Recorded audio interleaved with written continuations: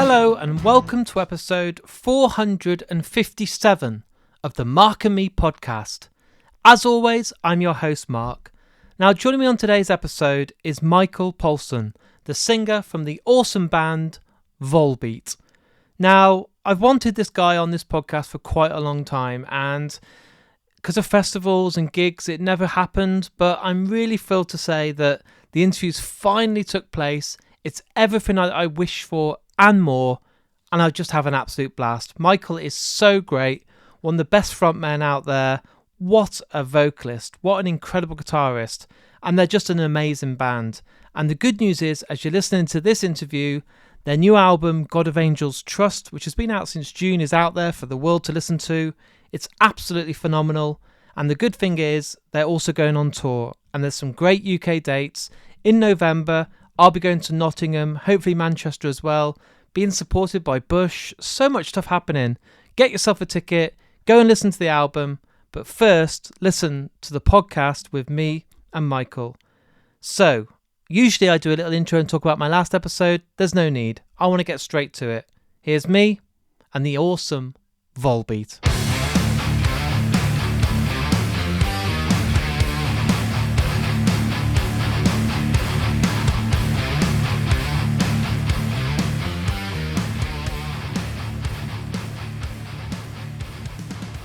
Hey Michael, how's it going? All good, how are you? Very well, thank you. Thank you for taking the time to join me today on the Mark and Me podcast. Sure, you're welcome.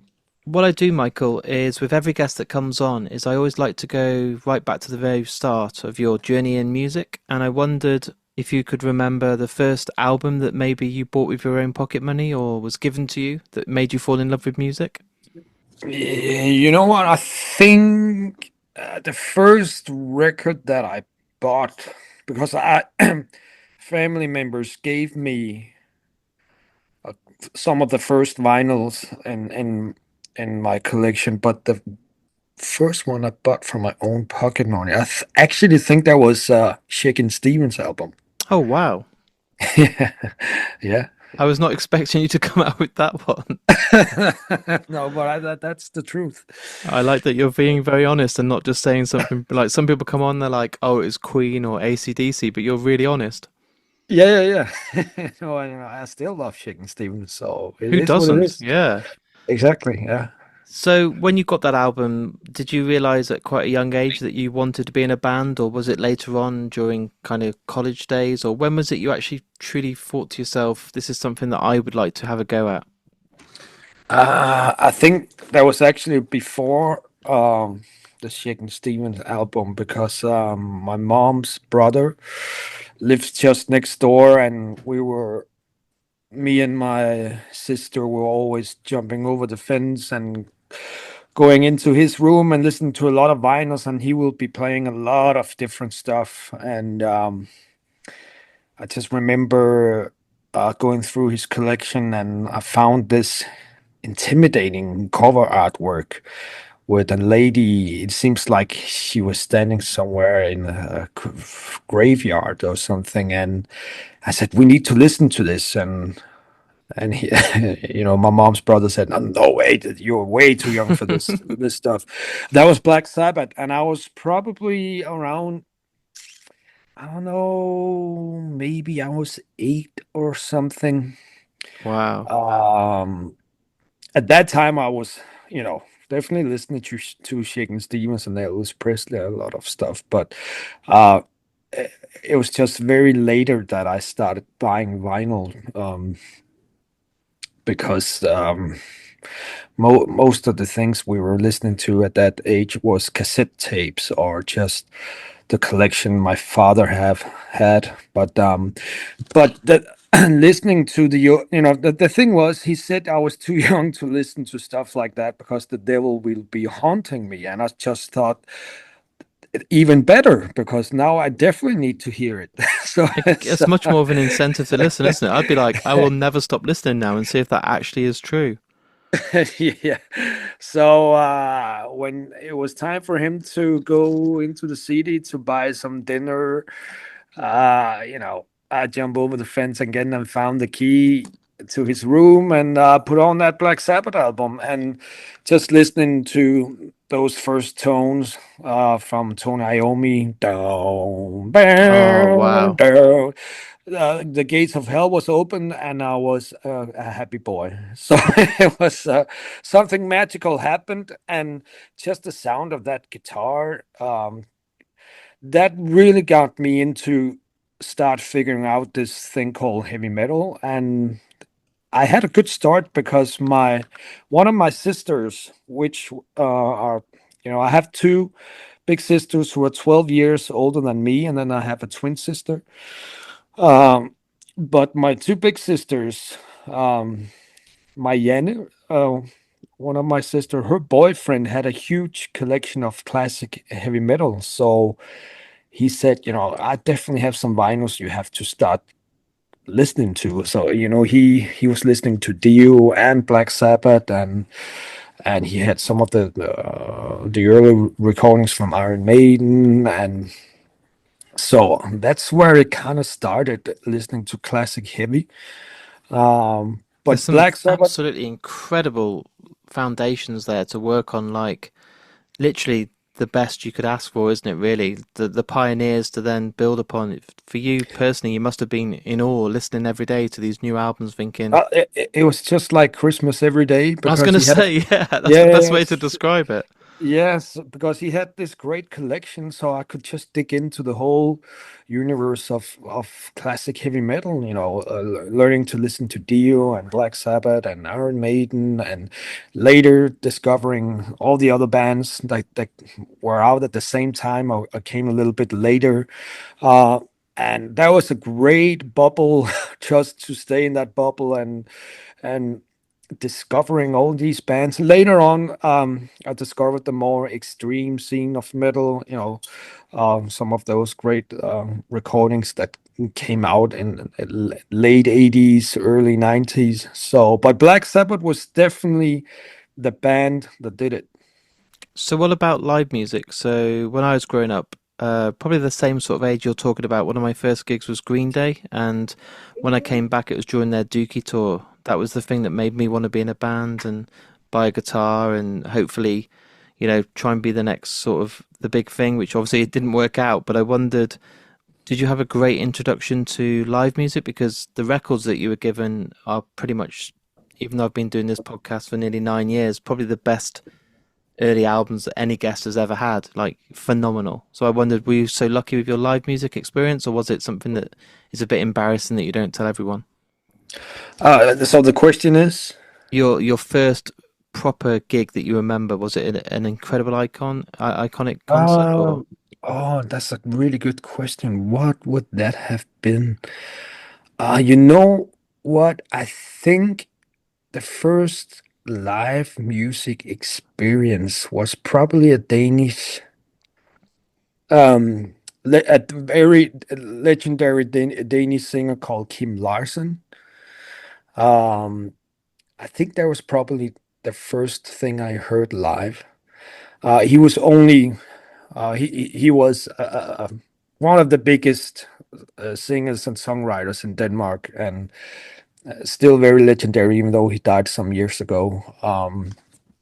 And he was singing in Danish. That were probably the first live show I saw. wow? And then was that the moment then you realized that you wanted to do that? Was that the kind of turning point for you, or was it still a bit later? That was still a little bit later. You know what? I remember coming home from school. I was probably in seventh grade at that time, and I had two friends with me because I was one of the only ones who had the first video machine, because my father managed to get some of the first video machines that was on the market back in the days, and so it was something special. So we will be going home to me after school and watching a lot of different videotapes. And I had two friends with me that day, a guy called Kim and a guy called Jonas, which were in the same class as myself. And I just remember we turned on the TV, and there was this live show uh, with a metal band, and we were like, just what the fuck is this? This looks fun. It looks great, and the songs are great, and it looks like they're having a lot of fun. There were a lot of energy, great heavy, thrashy guitars, and we were like, who is this? And we found out the band was Anthrax, and we were just so drawn to that live show being showed in the television that very quickly I wanted to be Scott Ian, and Jonas wanted to be Frank Bello, and Kim wanted to be Charlie Benanda. And so we were thinking about, you know, forming our own band because that thing looked like a lot of fun. And but and you know, some of the first instruments that we got, I have to admit that we stole them because we didn't have any money to buy anything. The good story is that we returned the equipment later on, but I was actually the only one out of us three guys who kept the interest, the interest for the music, and wanted to form a band to start writing my own music. And Kim and Jonas could just not keep the focus or interest. They became, I think one of them became plumber, and the other one, I don't know if he became a construction worker or something. But I stayed where I was because I was already in that bubble of classic heavy metal. So watching that Anthrax live show, that definitely turned on a fire in me, wanted to see what that was all about. Did you always think to yourself that was the only option for you? Was there never going to be a plan B? Were you just always thinking, I want to only be in a band? That's the only path I'm going to go on. Was there no plan B? Yeah, from that on, you know, because the thing was, I hated school. I hate going to school, and I was already being kicked out a couple of classes, and it ended up me being kicked out of the first school, so have to start all over again in another school, and school was just not for me. When I quickly found out how to read and do math, and I was always interested in history, but when I found out how to read and do math, and you know, being able to write a letter, I couldn't really see why you were supposed to be in school for 10 years. It's like, so I really truly hated school, and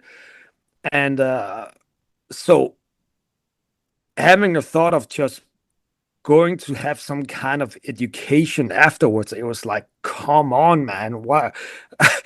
uh, I'm going to go to school for 10 years. I'm definitely not going back to school for another fucking 4, 5, 6, 7, 10 years. It's so music definitely became my thing. I was obsessed. I found the path. And you know what? My parents could see that it made me happy. You know, they totally could see, oh my God, he found his thing. He, you know, he just have to survive those last couple of years in school, and then let's see what happens. But so they truly supported me in my journey, um, becoming a musician, and understand music, and just being part of an environment and seeing where there was a lot of friendship, brotherhoods, and nerds like me just totally supporting metal music. So I have a lot of things to thank my parents for because they truly gave me the freedom to explore the world of underground music, and I totally believe that there was times they truly knew that I was not in school, that, oh, he probably took the train to Copenhagen. That's a 1 hour drive in trade from the countryside I lived in at that time. And he said he's probably taking the train to Copenhagen and, you know, buying vinyl records and demo tapes, and you know, they, of course, they saw the bag with the vinyls when I came home, and they knew those kind of things were not available in the small city that we lived in. So, you know, they gave me a lot of freedom, and you said, "We know where you've been, but tomorrow it's school day again, okay?" Okay, all right. That's So, really good because a lot of the people I speak to, especially in bands, have always had to have a fight with their parents and prove to them that they were taken seriously in a real job. yeah, I've read that in so many interviews with other bands, and I always feel I was kind of surprised, but it's just also I'm just and my father's not around anymore. He died in 2008, but at the time he was living, I definitely thanked him for being open-minded. And I'm telling my mom still these days, if it wasn't because you and dad gave me all the freedom in the world to figure this thing out. Who knows what I've been doing today? But they just saw that I had a desire and a love for something, and it made me happy. And they said, you know what? You can follow your dreams. You can do whatever you want to do as long as you have a job. We'll support you. And thank God for that. It's a real beautiful thing to hear. And I was thinking, was there a moment that you felt that there was a turning point where you obviously formed the band and were playing? Let's not talk about the ninth album yet. Let's hold off on that. And I'm thinking, was there a moment that there was certain gigs or more people turn up that you felt like you'd done enough to prove to your parents it was all worth it? Um, the thing was, I had a lot of different jobs at the Yeah. time where I couldn't make a living playing music. They were just very proud of me. They thought it was so interesting that thing back in the days, tape trading. There was always something in the mailbox, and they saw how I connected with all other people all around the world, and even being able to book my own shows and put up your own posters. And they thought that was very interesting, and they thought that was a good way of learning having responsibility for a job. So I remember that they actually said, because they could see the amount of hours that I put into this, that my father start talking about, if you don't make it one day, this should be your main job, my boy, because you so much deserve it, and your material is good enough for it. If you don't make it, there's no fairness in this world if you don't if you don't make it. But lucky me, before my father died, I remember coming home and tell him, I just quit my day job, Dad. Everything is going really good for me right now. And that was right before the third release of the Guitar Gangster album with Volbeat. And That's he that's was amazing. he was so happy and was yelling. He was the name of my mother is Elsa. So he like, Elsa, come and listen to what the boy is telling us. He fucking made it. He quit his day job. He's going. It's all about music now, and they were just so happy. So I could sit down at the dinner table and tell them, thank you so much for all the trust you put into my work. That this is this you're part of the success as well. So they were very proud. It sounds amazing. It's so wonderful to hear that you proved them and everybody, but the whole time it sounds like your dad was probably your biggest fan and supporter. Absolutely, and also my mom. But yeah, my father was, very interested in music, and also had a great vinyl collection of good stuff from the 50s and 60s. And he knew what music could do to your mindset. And so yeah, definitely. So with Volbeat, obviously, as we sit here today, 9 albums, so many gigs. I wouldn't even like to imagine how many shows you've done. But what I'm always kind of curious about is with bands like yourself, like Deftones, like Korn, that have been going for so many years. I wondered what it is that still keeps you going, that makes those gigs still seem fresh. Those recording sessions and demoing and going into the studio with a producer still feel like it's never work. It always feels like it's something that you want to do and get up to do every day.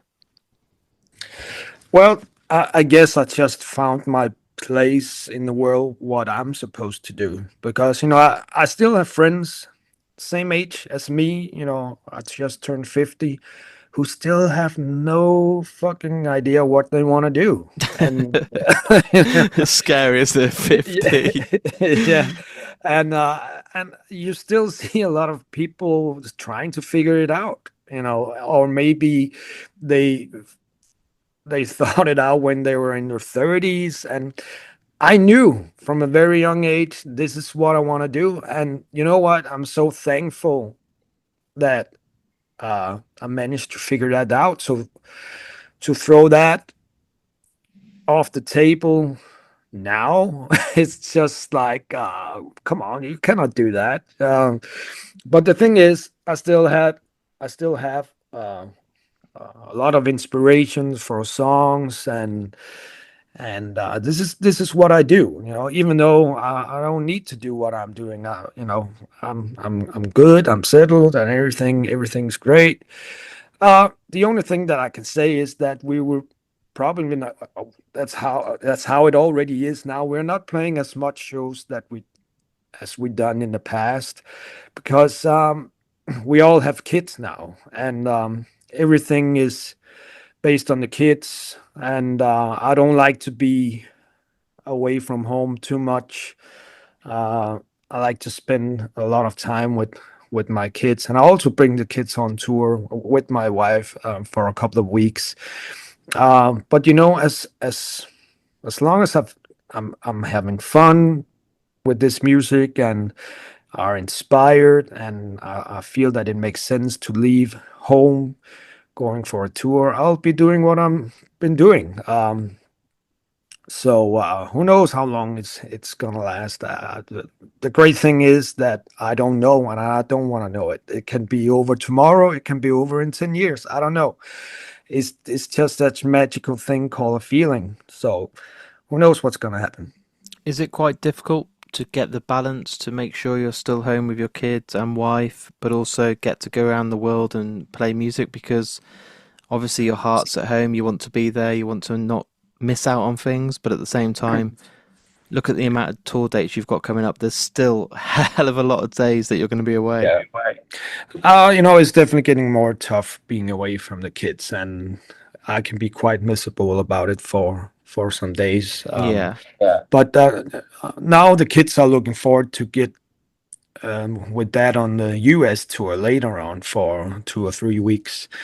And I'm looking forward to that, because there's no way I'm gonna be away from them that much, because the kids are my first priority, and my family is, yeah, number one priority.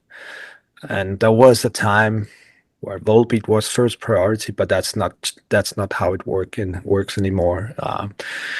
The kids and my family are number one. So I tried when we do a tour, everything is scheduled, so uh, it makes the balance at home with the kids and my wife and what they're doing. So they are truly the bosses. That's fair. You know where you stand. Yeah, and if it all ends tomorrow, I'll be very, very proud and happy, because it's I could not even imagine half of, or just a third of, the success this band has had since we started. So if it ends tomorrow, it's all good. And if it ends in 10 or 20 years, it's all good. I don't think too much about it. I can only say that the kids are the first priority, and health, because honestly, yeah, we're not getting any younger, and I have tough time finding a way to sleep well on tour, and that's definitely taking a toll now and then. So you know, health also is very, very important. So yeah, let's see what happens in the future. The UK tour dates are pretty special with the fact that you've got Witch Fever, who are going to be absolutely huge. Really excited by their material that I've heard so far, but obviously legends, I believe. Bush, Gavin Rossdale, such a great vocalist. What a great band, and what a journey they've been on. And they're your support acts. Like, it must feel really special looking at that poster, thinking this is going to be absolutely awesome to tour Europe and the UK. Yeah, it's a great package. Three very different bands, which I like, you know, and so the audience in for a special treat. So yeah, truly great. Do you ever get to step back and look at how far you've come with the fact that you're playing these huge arenas? And if I told you 20 years ago you'd be playing these absolutely massive venues all across the world, you may have never believed it. Do you ever get to actually reflect and see how far you've come? Do you get to see that all the people are singing back the songs to you, that there's more people in the crowd every night with your t-shirts on, and you actually get to see exactly how far you've come, or is it too difficult because you're so involved with it internally? Well, there was definitely many years where we didn't even notice because we were so active and easily playing 160, 170 shows during a year. I think the record was 189 shows we did one year. That's So we were, crazy, isn't it? yeah. Absolutely So crazy. yeah. So we were just constantly on the road, and when we were not on the road, we were in the rehearsal room writing a new album, and then in the studio and back on the road. And I think even though that the gigs scaled down a little bit, I think when the whole Corona situation came up, and that's when you finally had the time to sit and reflect on a lot of stuff, but also actually, oh my God, we created a monster, and so a break is something that's actually really good. Because we were not used to that, but everybody was taking a break because Mother Nature told us to. So Yeah, that was definitely very interesting. That was one way of looking back to what we accomplished and achieved during our career, which was really awesome.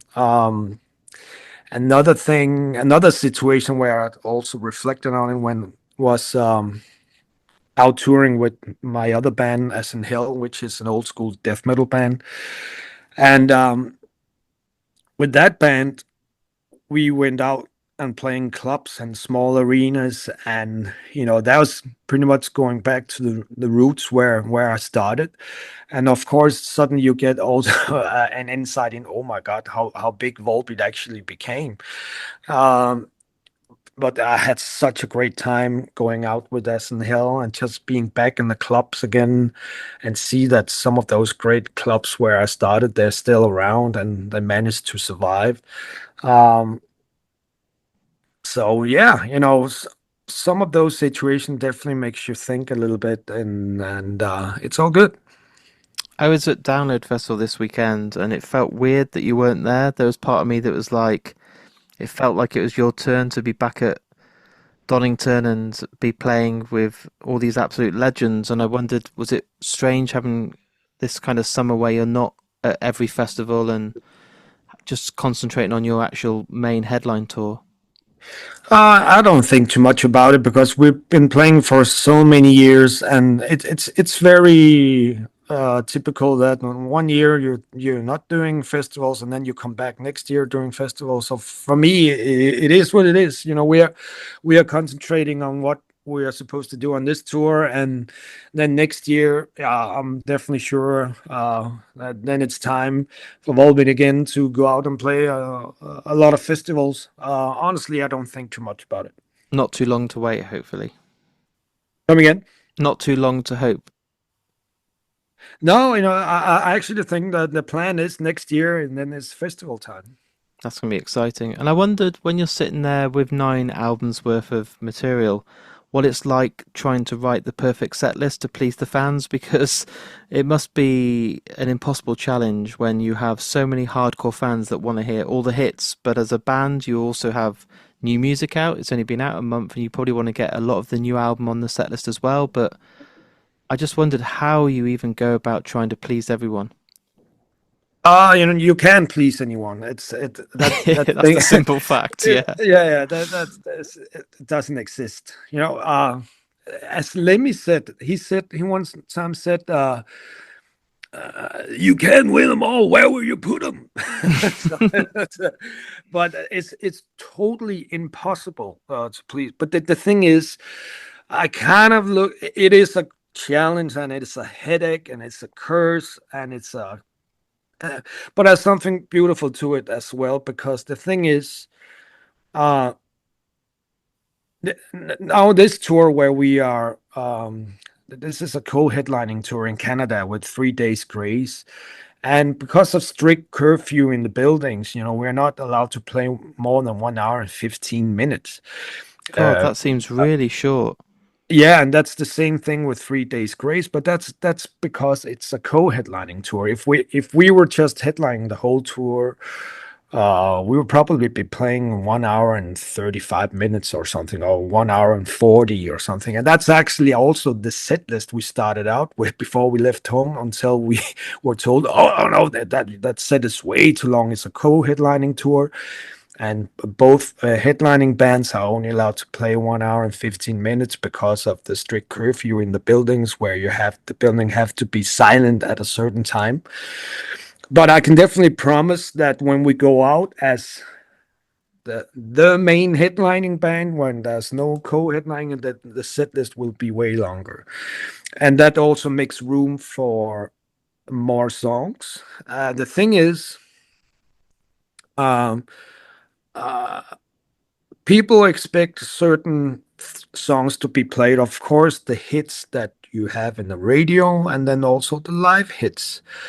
And it's tough to sit and complain about that you have hits, but it's also a curse, because we tried once where we just went out and this was the set list that we like to play, and then the management comes after the show, said, "What the fuck are you guys doing?" I said, "What? It was the greatest set in the world." "No, play the goddamn hits."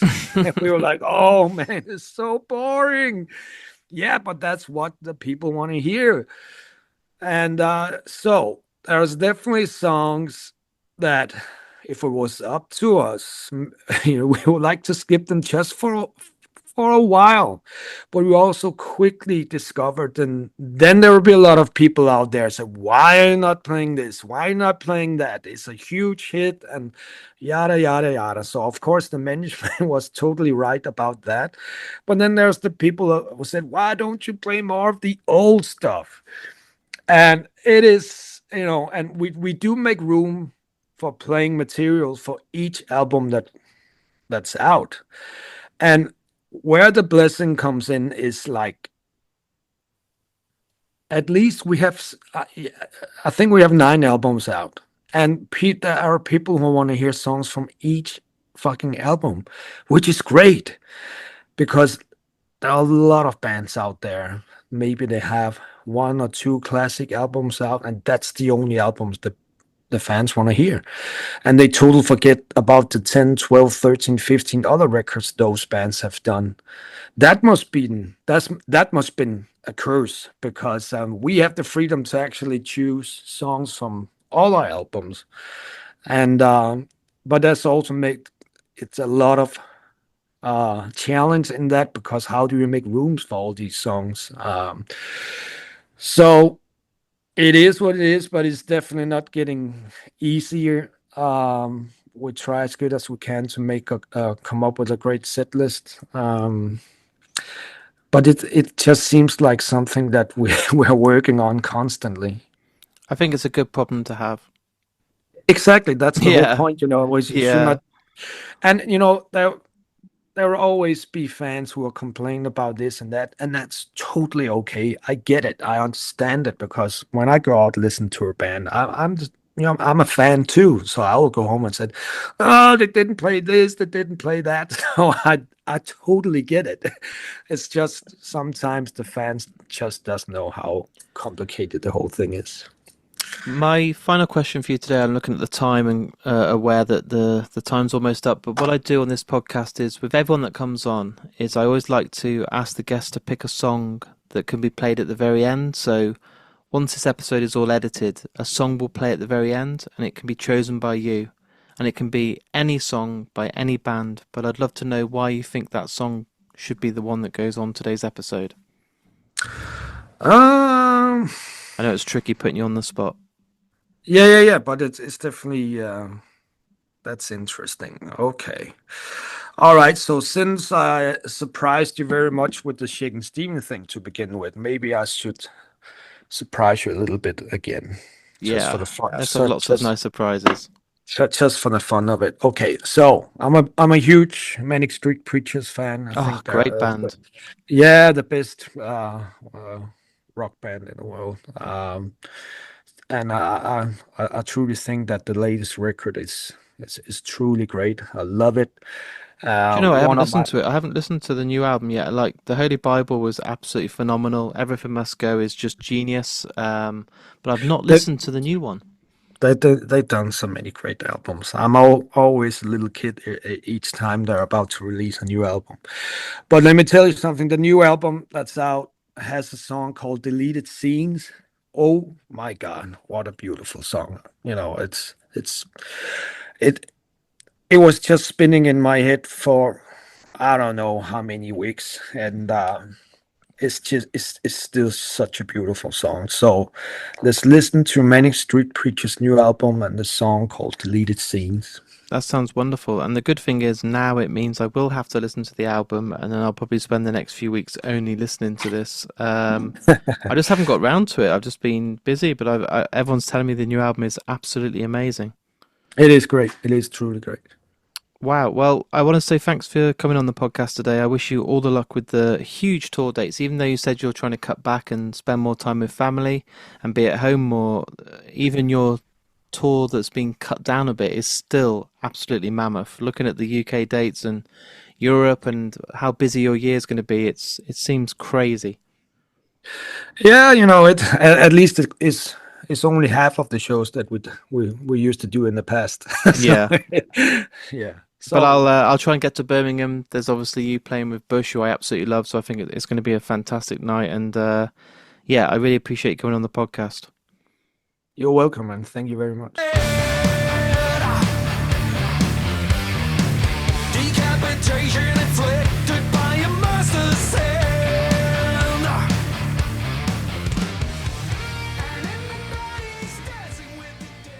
So there's my interview with me and the awesome Michael from Volbeat. I just want to say now, what a great guest. Really insightful, went to great detail, and just a lovely, lovely guy. I can't wait to see them at the end of the year in the UK. I'm sure they'll be at festivals again next year, and they're just amazing. I've been listening to them so much since editing this podcast and just deeply, deeply fallen in love with them. What a great band. As always, guys, if you've listened to this interview today and you've enjoyed it, please share it. You know the score by now. It doesn't take any money. Just a click of a couple of buttons on your phone or iPad. Facebook, Twitter, Instagram, TikTok, whatever sites you're on, just share the episode. There'll be people out there that love Volbeat that might not know of Mark and me. You share the artwork or you put it on your stories. They see it, click, have a listen, and suddenly they're subscribed and listening to Mark and me every week. And all you did was click your finger on a couple of buttons on your phone, and that's how good and important it can be for you to share these episodes. So if you can, share these episodes. It really means the world. Also, I have a Patreon account. There is going to be some lost tapes starting this month, which are exclusive interviews that are only available for people that come via Patreon and support the podcast. The general public won't get these interviews. It's literally down to you guys to help me. All the money goes right back into the podcast that you subscribe. You get a welcome pack with stickers and badges. You get a monthly newsletter. And I'm going to be doing some exclusive competitions that are only available for people on Patreon as well. So it's the best time to sign up. And I want to give a shout out to the two sponsors of Mark and Me, Vice Press, who do the best posters in the world. If you want anything off their site, you can get 10% off by using the code MarkandMe10. So go on vicepress.com and buy yourself something today. And of course, Richer Sounds. They are truly the best people out there for anything to do with audio and visual. If you want a TV or a projector or some headphones, anything to do with that. They won't be beaten on price, so go on richardsounds.com and treat yourself now. Right, everyone, I'll be back in a couple of days' time, as always, with a brand new episode. So until then, go and listen to Volbeat, get yourself a ticket, and I'll speak to you all very soon.